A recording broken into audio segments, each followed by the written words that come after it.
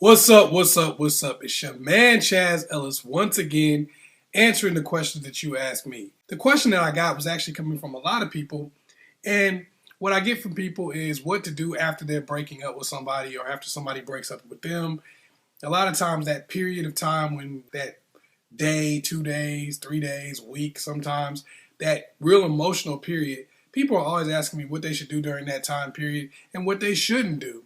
People are always telling me about things that they've done, and I end up having to try to help them after the fact.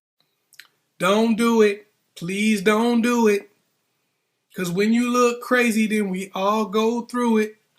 Make sure you do not try to make contact with them or their loved ones. Why? Because you are in an emotional state. Whether they broke up with you or you broke up with them, a lot of times you are in an emotional state and you're going through ups and downs. You're going on the roller coaster. Okay, so you might feel happy one day, smiles and everything. You might be texting them, hitting them up. Hey, just to let you know, I'm cool with everything the way it turned out, and then the next day or the next 5 minutes, you might be sad, depressed, angry. You might go through all of that at once. And you might just be putting that in because you're contacting them, because you started contacting them, you're going through those emotions with them. Look, the way you left me was wrong, and I hope you die and burn in hell. No, I didn't mean that. You're coming back and you're sounding crazy. Some of y'all are reliving this right now because you might have already went through it. But what happens is you go on that emotional roller coaster, and a lot of times you go on it through text message, phone calls, Facebook messages. A lot of times they don't even respond to you, so it makes you go even further with it.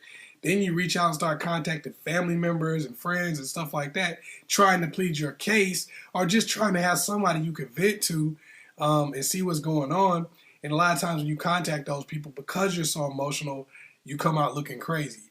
You got to remember, you may not care about that now, but 6 months from now, when you're no longer emotional, a year from now, when you're no longer emotional, you still got to live with all the things you said to that person, all the things you did when you contacted them and their family members, their friends, all of that, those stares you might get when you see people out in public. You still got to live with that when you're no longer emotional. So take your time, take at least a week or two. Whenever you get your emotions settled and you know what you think about the situation, you know how you want to feel.